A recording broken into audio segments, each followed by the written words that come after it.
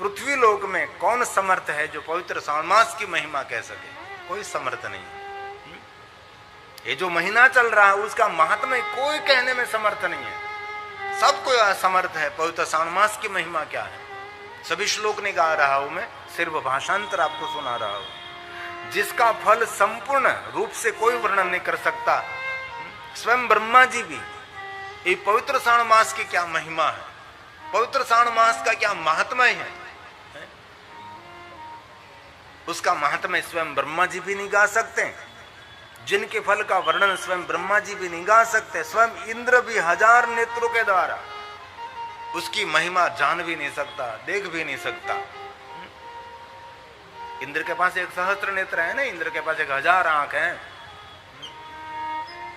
ये भी नहीं देख सकता। और आगे कहा पवित्र श्रावण मास के फल को शेषनाग 2000 जिह्वा से नहीं गा सकता, क्योंकि नाग देवता के पास एक मुख में 2 जिह्वा रहती है। नाग के पास एक जिह्वा नहीं, उसके पास 2 होती है ना। कभी नाग के आपने देखी हो तो उसके पास 2 रहती है ना। 1000 फेण वाले जो शेषनाग है, नागेंद्र वासुके कंठ भूषणम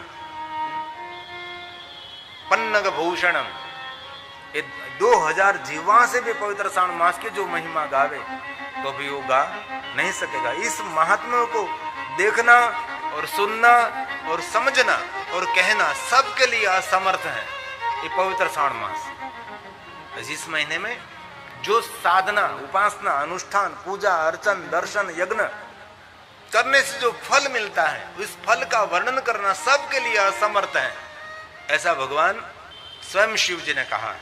सुनिए जरा, इस महीने में एक भी दिन ऐसा नहीं है जो व्रत से रहित हो। पवित्र श्रावण मास में सभी तिथि कोई न कोई व्रत के साथ जुड़ी हुई है। मेरे पास है पवित्र श्रावण मास की शुक्ल पक्ष एकम से लेकर पूर्णिमा तक, पूर्णिमा से लेकर अमावस्या तक सभी व्रतों की श्रृंखला है। ये सभी व्रत दक्षपुत्री सती ने किया है। मां जगदम्बा, अंबा, परांबा, जगदम्बा दक्ष की पुत्री बनकर प्रकट हुई थी प्रजेश नगर में, जिनका विवाह शिव के साथ हुआ। तो जब शिव के साथ विवाह नहीं हुआ था, इससे पहले दक्ष पुत्री माता वीरणी की पुत्री सती ने इस सभी तिथियों का व्रत किया है। 12 मास का वर्णन किया है। 12 मास में जो तिथि पड़ती हो, 12 मास की तिथि का अलग अलग उसका व्रत है। ये सब कुछ शिव महापुराण ग्रंथ में भी हो, अन्य ग्रंथों में भी है। इसलिए पवित्र श्रावण मास में पहले दिन से लेकर 30 दिन तक के व्रत का वर्णन है। लेकिन हम सब कुछ नहीं जानते, हम सिर्फ सोमवार का व्रत जानते हैं। और अंत में भगवान शिव ने स्वयं ने सभी व्रतों की श्रृंखला गाई और वो कहा कि सभी पवित्र श्रावण मास की सभी तिथियों का व्रत आप नहीं कर सकते, परंतु जो मौन रखोगे इस महीने में, तो जितने तिथि के व्रत हैं, जो पवित्र श्रावण मास के 30 तिथि तो 30 व्रत हैं, उसके पुण्य आप अर्जित करना चाहते तो पूरे महीने तक मौन रहें, जो सभी व्रतों का फल आपको मिल जाएगा। ऐसा भगवान शिव ने स्वयं ने कहा है। सभी तिथि व्रत युक्त तिथि है पवित्र श्रावण मास में। और आगे सुनिए, सनत कुमारों ने कहा है, भाव प्रकट किया है, हे भगवान, हे शिव, इस सर्वोत्तम ईश्वर, आपने जो कहा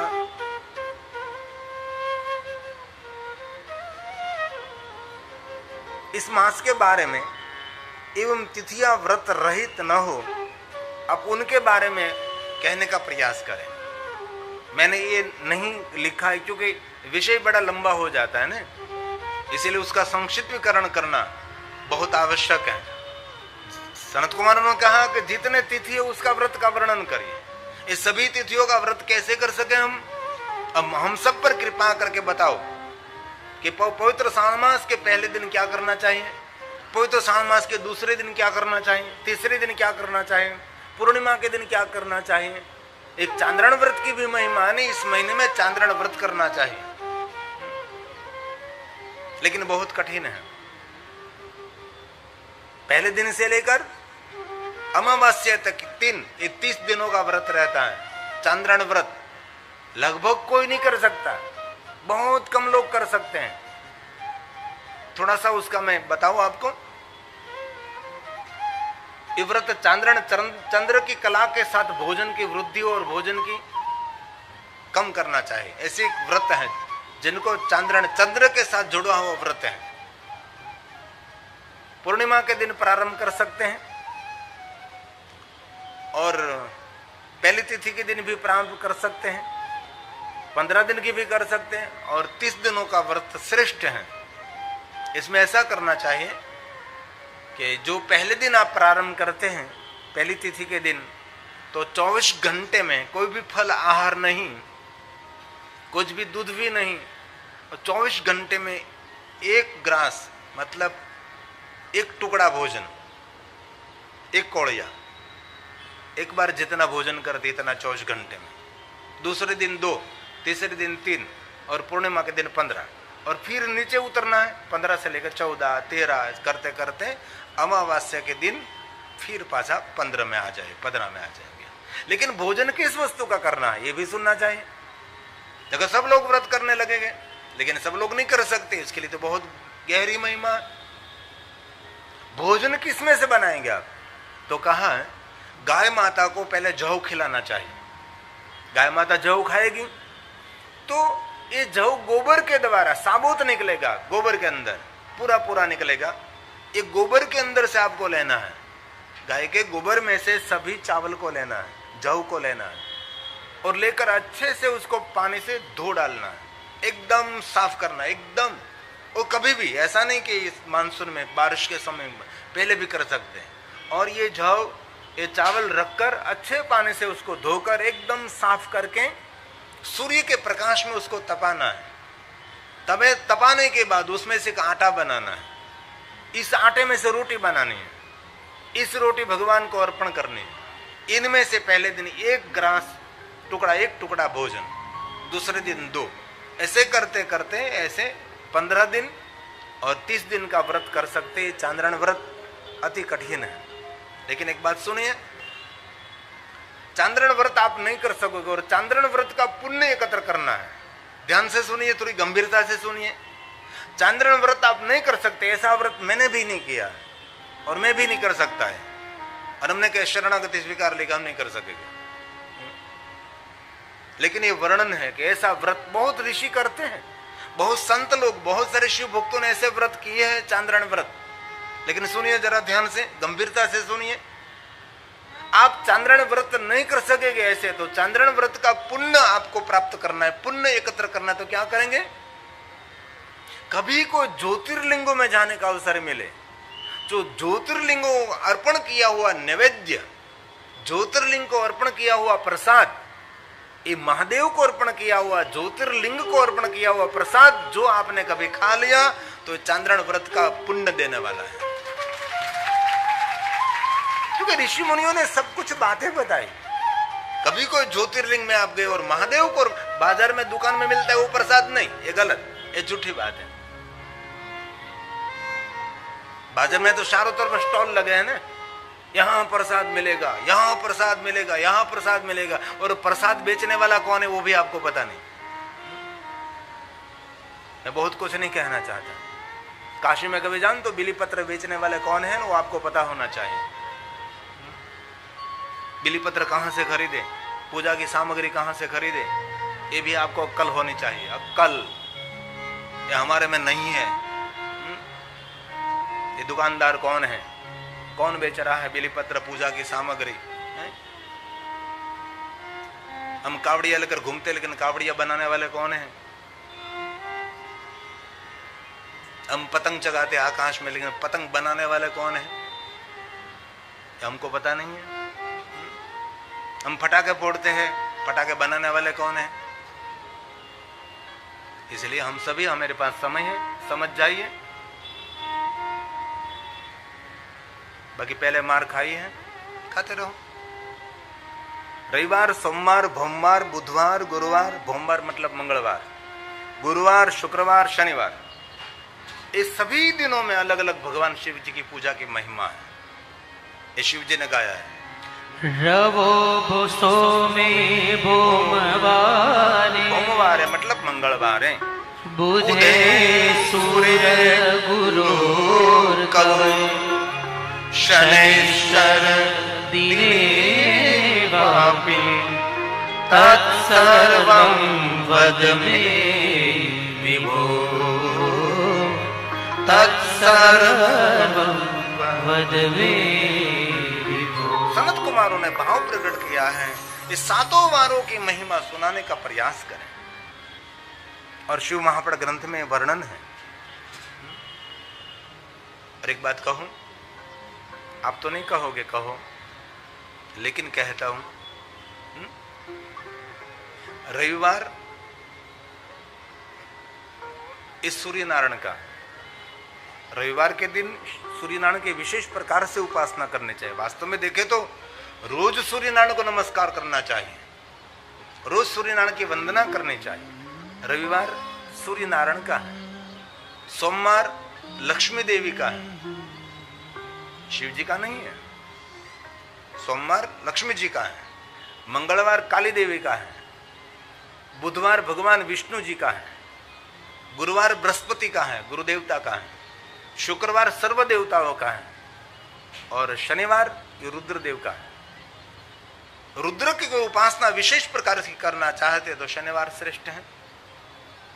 लेकिन 7 वार में से एक भी वार शिव जी का नहीं है। आपको आश्चर्य लगेगा ऐसा कैसे हो सकता है।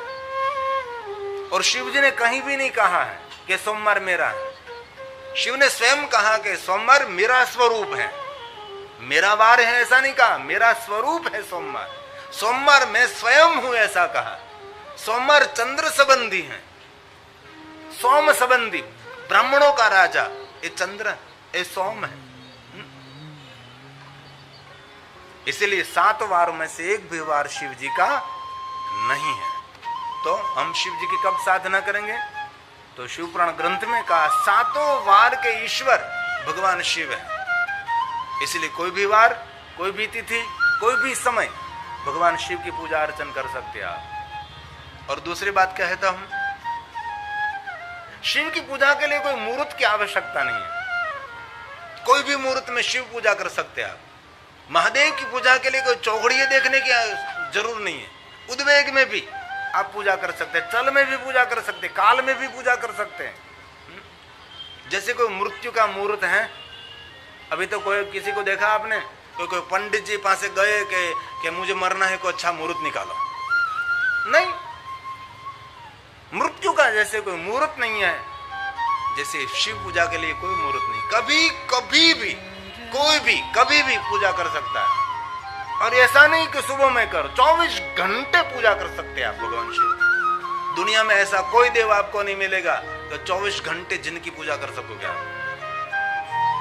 और कोई शिवालय में आपने पर्दे नहीं देखे होंगे, शिवालय 24 घंटे खुला रहता। अभी तो ये तो लोगों की मानसिकता बिगड़ गई, इसीलिए सभी मंदिरों में द्वार बनाए हैं, बंद करना पड़ता है।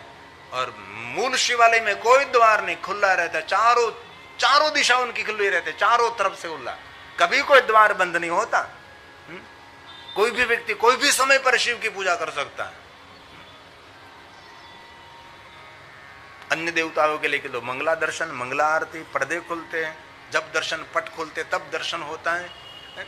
24 कलाक जागृत रहने वाला जागेश्वर है। 24 घंटे महादेव जी आपका इंतजार करते हैं कि मेरे पास एक बार आओ, मैं आपकी भाग्य रेखा बदल सकता हूं। ये शिव है, ये महादेव।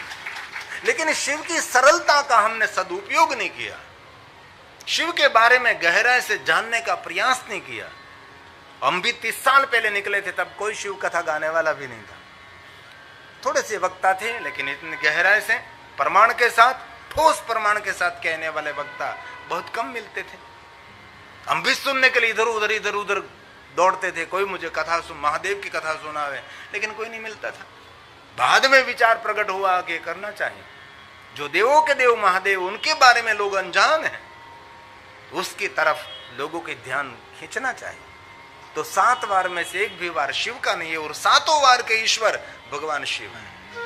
इसलिए कभी भी कोई भी समय पर भगवान शिव की पूजा आप कर सकते हैं। और आगे कहा अन्य देवताओं के अल्प देवत्व हैं, विश्व के सभी देवताओं में अल्प देवत्व हैं, लेकिन भगवान शिव में संपूर्ण देवत्व है। इसीलिए भगवान शिव देव नहीं, भगवान शिव देवों के देव महादेव है। महादेव उसको माना गया है। तीनों देवताओं में भगवान रुद्रदेव श्रेष्ठ हैं, तीनों देवताओं में शंकर जी श्रेष्ठ हैं, क्योंकि पीपल वृक्ष के मूल में ब्रह्मा, मध्य में विष्णु और अग्रभाग में शिव है, जो पीपल वृक्ष हैं। जैसे बिल वृक्ष में कहा, बिल वृक्ष के मूल में शिव, मूल में ब्रह्मा है, मध्य में विष्णु है, अग्रभाग में शिव है। मूल तो ब्रह्म रूप है, मध्य तो विष्णु रूप है, अग्र तो शिव रूप है। वैसे ही पीपल वृक्ष में भी कहा है। पीपल वृक्ष ये देवताओं का निवास स्थान है। कई लोग कहते हैं पीपल वृक्ष में भूत रहता है, ऐसा नहीं है। पीपल वृक्ष हमारी परंपरा में बहुत श्रेष्ठ है, ये दर्शनीय है। पीपल वृक्ष, वट वृक्ष हमारे लिए दर्शनीय है। एक बात कहूं आपकी जानकारी के लिए, जब उत्तर भारत से आक्रमण हुआ और जैसे हमारे देवालय शिवालय तोड़ रहे थे, तब साथ में पीपल वृक्ष और वट वृक्ष को भी काट रहे थे। जो हम उसकी पूजा करते थे उसको भी काट रहे थे। जैसे मंदिरों को तोड़ रहे थे, वैसे पीपल वृक्ष वट वृक्ष को भी खत्म करो, ये सब हो रहा था।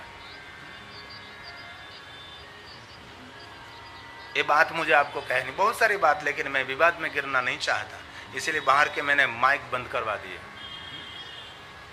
क्यों बंद करवा दिया? कि आपको कुछ तो समझदारी होनी चाहिए ना, नहीं समझोगे तो मरोगे। अन्य देवताओं में अल्प देवत्व हैं और महादेव में संपूर्ण देवत्व है, इसलिए वो देव नहीं, वो देवों के देव महादेव है। एक तुच्छ प्राणी में करोड़ों जन्मों के भी अपना प्रभाव नहीं, ऐसा कोटि गुना प्रभाव भगवान शिव में है। और कहा है एक तुच्छ प्राणी में करोड़ों जन्मों में भी अपने प्रभाव का वर्णन नहीं कर सकता। आप मेरे ऊपर कृपा करके मेरे प्रश्नों का उत्तर दीजिए। ऐसे स्कंद पुराण में सनत कुमारों ने भगवान शिव जी को ऐसे भाव प्रकट किया है कि विस्तार से एक एक व्रत की महिमा सुनाओ, एक एक बार एक एक तिथि की महिमा सुनाओ, ऐसा बहुत विस्तार किया है। इसलिए 100 बात की एक बात, इस पवित्र श्रावण मास में जितना हो सके इतना ईश्वर का स्मरण करिए, सत्कर्म करिए, सत्कार्य करिए, सत्प्रवृत्ति करिए, श्रेष्ठ विचारधारा करिए। शिव ऐसे एक देवता है, थोड़ा करने से अधिक फल देने वाला भगवान शिव है।